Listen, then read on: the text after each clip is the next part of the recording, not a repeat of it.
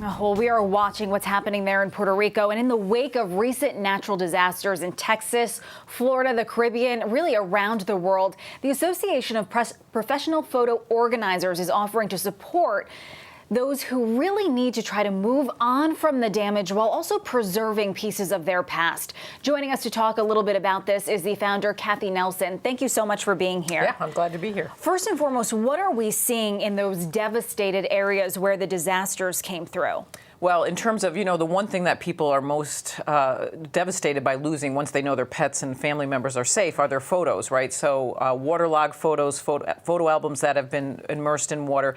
And one thing the message we're trying to get across to people is that those photos actually aren't ruined, believe it or not. Okay. You can salvage water. Don't throw away your water damaged photos. That's something that's really important. They need to be dried.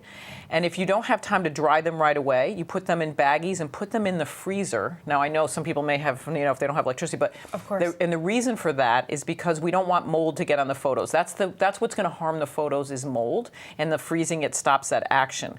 But you actually can salvage all those photo albums and all those photos by putting them in bags until you can get them dried out, and then there's lots of options, and you can wash them and clean the mud and debris off.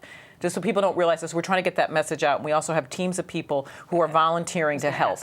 So those volunteers are heading down more towards the area where Harvey hit. Right. We have there are personal photo organizers who actually live and work in all these parts of the country. So if you go to APPO.org and look for a photo organizer in your location, they are more than willing to help with and volunteer their services by helping dry out those photos, then scan them, get them digitized, and both in Florida and we have members in Puerto Rico and things. So there are people who really want to help, and so they're offering for those services. Now we see obviously a lot of help happening right now after these storms roll through.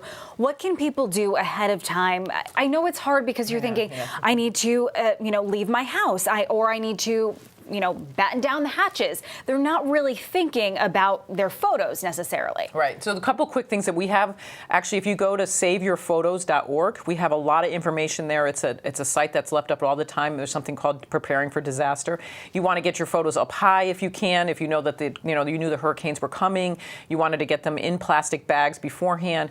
But really, the key is actually to do something before the disaster comes. And so we do offer training. We have a webinar actually tonight about that at 8 o'clock. Again, you can find all that information at saveyourphotos.org. But the key is to digitize those photos and get them backed up in multiple locations before any disaster. Because the disasters aren't just hurricanes. There can be a flood in your basement. Your hard drive can crash. Your phone can get stolen. I mean, there's all sorts of things that happen that cause people to lose their photos. And you don't think about it until it happens, and then you're devastated. So our goal is to inform you with what you need to know to be prepared before the disaster happens. All right. Cathi, thanks for sharing all that information with us. We really appreciate it. Okay. Thank you very much.